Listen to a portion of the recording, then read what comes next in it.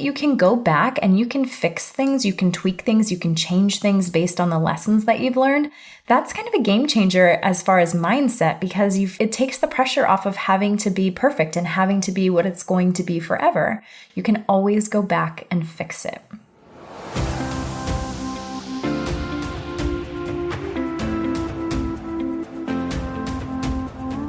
You are listening to the Beyond the Classroom podcast, a podcast for burnt-out teachers who know something's gotta give.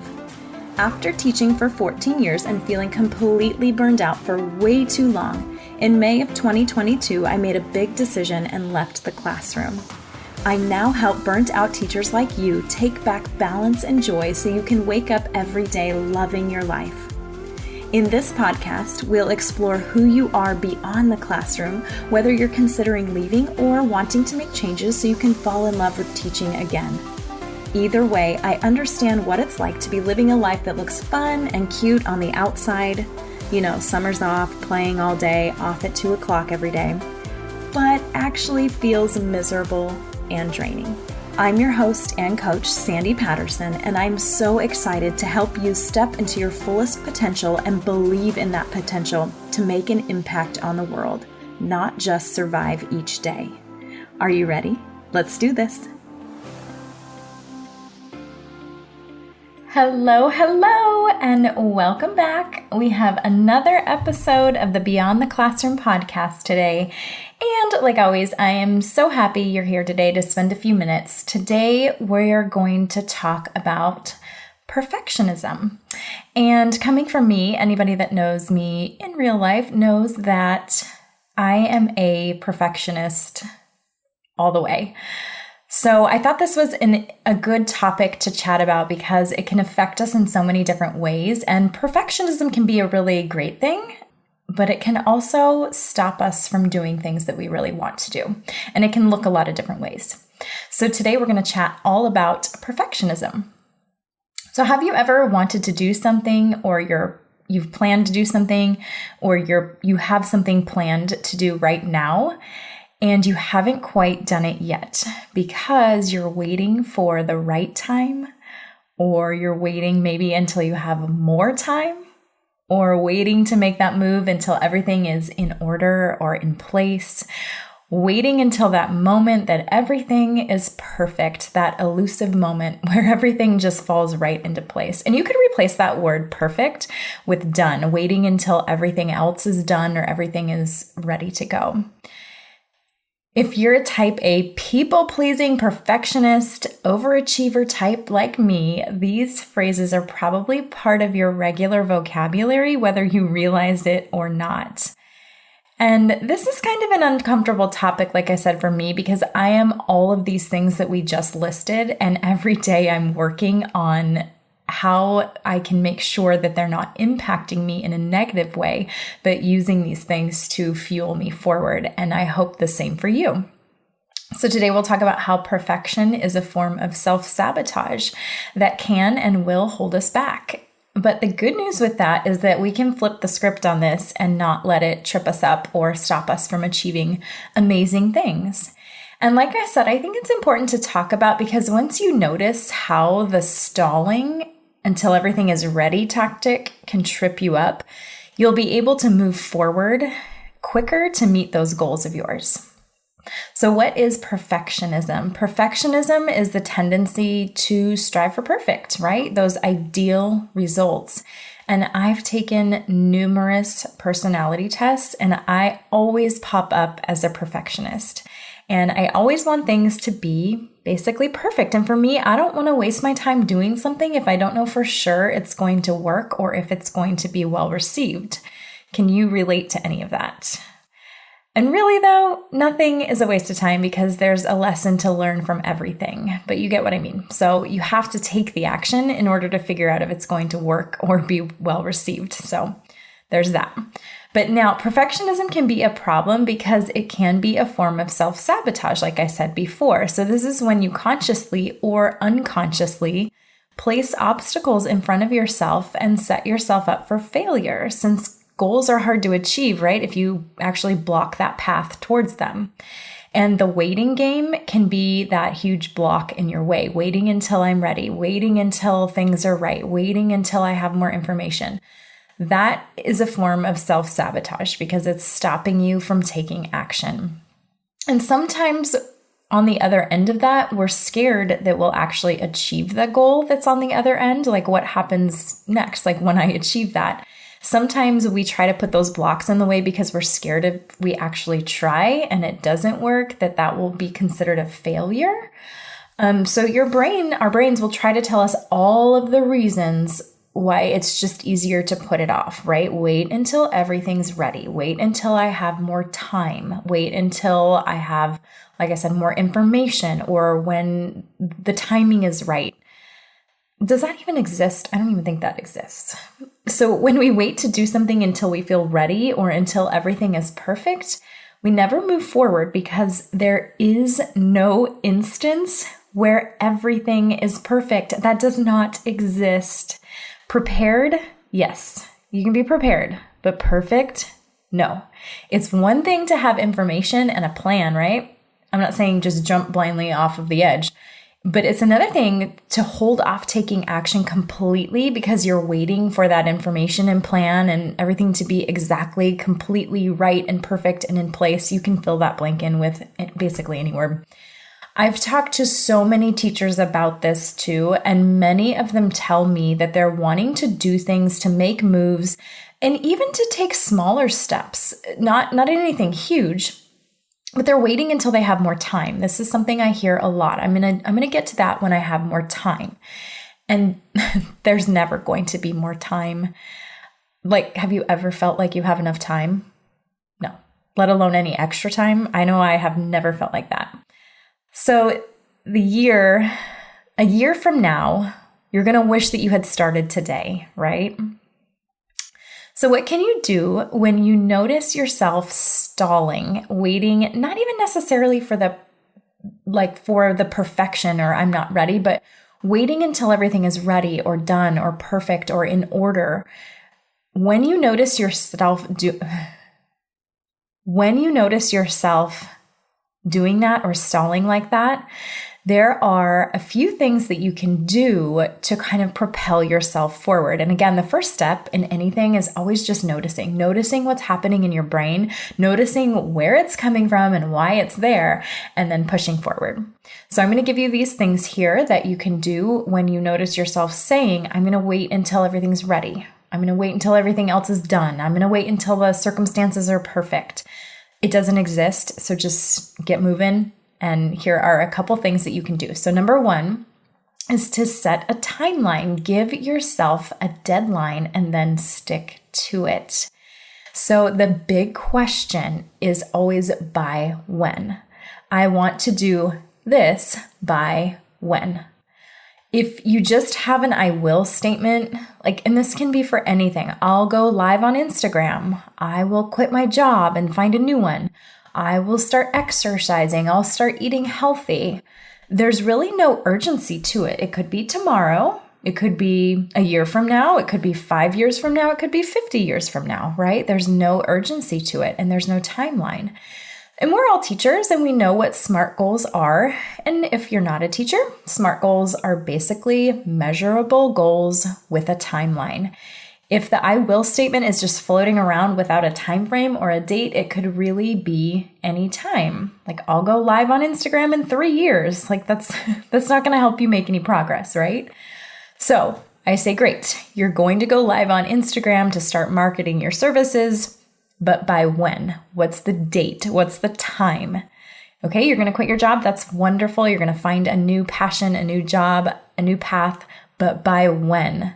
What's your timeline? When do you want to do this by? Then you're able to start backtracking and taking the necessary actions to make it happen by your end date. Again, you say, okay, you want to exercise. That's wonderful. That's a great goal.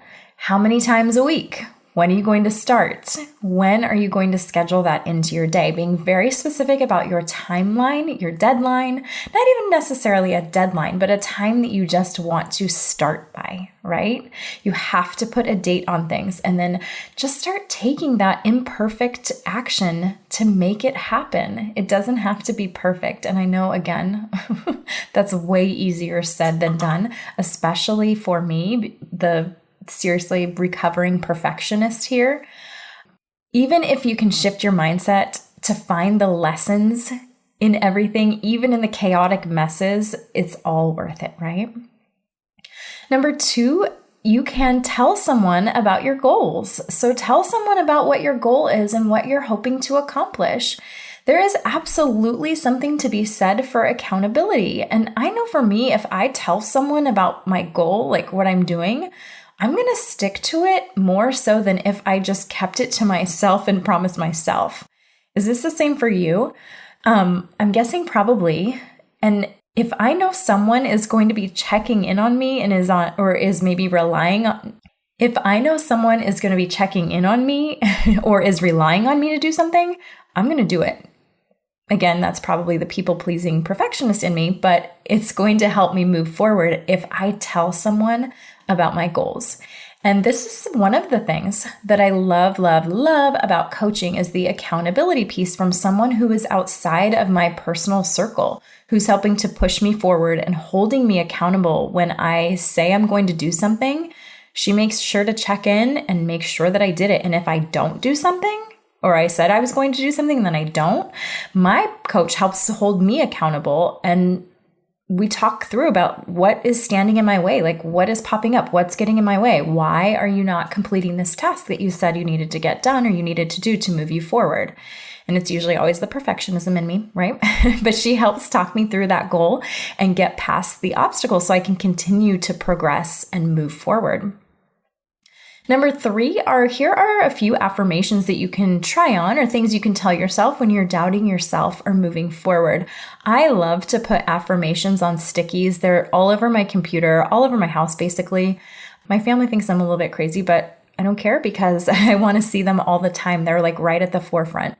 So, and also another fun fact about me, I run on stickies, like I live on them. That's how I function. Okay, so your first affirmation, this is a great one, is progress over perfection. Just making progress over making sure things are perfect. The next one is I can always go back and fix it. In so many situations, we think that whatever we're putting out into the world has to be what it's going to be a week from now, a month from now, a year from now. But reminding yourself that you can go back and you can fix things, you can tweak things, you can change things based on the lessons that you've learned, that's kind of a game changer as far as mindset, because it takes the pressure off of having to be perfect and having to be what it's going to be forever. You can always go back and fix it. The next one kind of goes with that one. What I put out now will change and evolve over time, and that's okay. You're not the same person that you were a year ago, 10 years ago, 5 years ago, even a couple days ago. So things change, things evolve, and that's okay. It's okay to change things up. And of course, the last one from Nike, just do it. Just put it out there and do it, right? All right, the next thing you can do, number 4, is acknowledge the perfectionism. And then, like Elsa says, just let it go. Your brain is doing its job by trying to talk you out of doing something uncomfortable. And for me, this is usually where the perfectionism comes in, where I stall and I say, I don't want to put it out until it's perfect, or I don't want to do this until I have everything lined up perfectly, or I don't want to take that next step until I know that everything is going to work out perfectly. And again, really, all of those things are pushing me outside of my comfort zone and forcing me to do something uncomfortable. And it is my brain's job to keep me comfortable. That's its main thing. Keep me comfortable and keep me safe. Keep me in that comfortable space where I'm familiar, where I know what's happening, even if that's not the greatest place to be. My brain is trying to keep me way, way, way far away from the uncomfortable, I might die, unfamiliar place, right? So acknowledging this and just saying thank you to your brain, like, thanks so much, but I'm going to keep going. I'm going to keep moving through this. And the last one, number 5, is give yourself permission to mess up and to fail. This is a huge one. And I think that as teachers, a lot of times we talk the talk in this, but we don't walk the walk. At least that's the truth for me. That was my truth. I know we tell our students all the time how it's okay to make mistakes. It's okay to fail. But how often do we really, truly model this? Think about that for a second. And do we even truly believe it's okay for ourselves, if it's okay for us to mess up and to fail? The idea that we always need to be perfect is such an obstacle since perfect doesn't exist at all. It's just a creation in our mind, right? And think about this. What in life do you expect to be absolutely perfect? Is there anything in life that is perfect? No. And well, not unless you're like a brain surgeon, right? Then the answer is probably no. There's nothing in life that has to be absolutely perfect. You make a mistake, you apologize, and you move on. It happens all the time. And when people make mistakes, I think we give them more grace than we give ourselves grace, right? What is the worst thing that can happen if you make a mistake or if you fail? I had a huge breakthrough regarding this with my coach about the perfectionism and what I'm teaching my own kids when I put an immense amount of pressure on myself to not fail and to be perfect.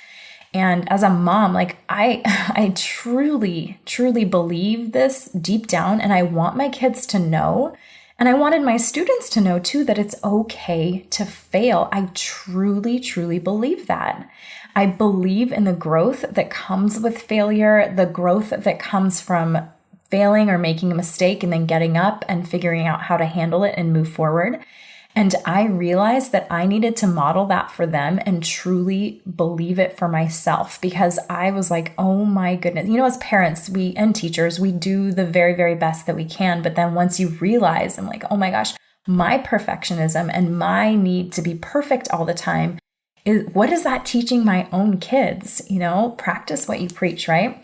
So now in my house, it's a regular part of our dinner conversations to talk about what we did today that we didn't want to do. What we did, even if we were nervous or scared, we say, use our brave. What did you use your brave for today? What did you do that forced you to be out of your comfort zone? And then we also talk regularly about things that we messed up on, especially as adults. I try to model that for my kids all the time. So anytime I mess up, I take a note of it and I'm like, what lesson did I learn and how can I show that I messed up and share that with my kids, right? And how it's all about how we handle it. It's a little bit uncomfortable too to talk about at first about how you screwed up. But again, I believe in the lessons and the progress, not in the need to be perfect. And this is absolutely something that I am working on every day. Again, so much easier said than done.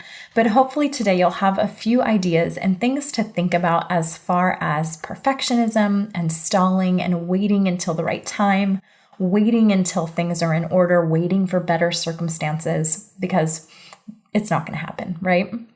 And the whole goal is to just move forward, to keep moving forward, to keep taking those steps to reach those goals and to build a life that you love and to become the person that you love being. So to recap today, there are a couple things, 5 things you can do to continue to make progress and ditch the perfectionism at the door. So number 1 is to set a date and set a timeline. Set a specific date for your goal. Even if it's something small, set a date, put it on your calendar, put an alert in your phone, and then go do it. Number 2 is tell someone about your goal. Tell a trusted friend, tell a coach, tell someone about your goal and have them hold you accountable. Number 3 are those affirmations that you can try out or put on sticky notes or just tell yourself when you're feeling yourself kind of stalling or waiting out on something on that next step. Number 4 is acknowledge the perfectionism and its purpose and thank your brain for trying to keep you safe and then move right along. And number 5 is truly give yourself permission to mess up. And today I encourage you to think about something you've been putting off and think about why you're putting it off. What's underneath the stalling? Where is it coming from? I would love if you would message me on Instagram and tell me, so I know I'm not the only one. You have to be out there with me, right? But I absolutely love connecting with you, and I would love to hear about what you're working on and what your goals are, and if the perfectionism or the stalling is something that you are working on too. So until next time, I can't wait to chat again. Stay safe, be happy, and I'll see you guys next time. Thanks so much for listening to this episode of Beyond the Classroom. If you know something has to change and you're ready to take the next step to make it happen, whether it's in or out of the classroom, let's talk it through together. Schedule a no-obligation chat with me and we can talk through where you're stuck, how to get you unstuck, and how to keep you moving forward. Schedule your free call today by clicking the link in the show notes. I can't wait to connect with you.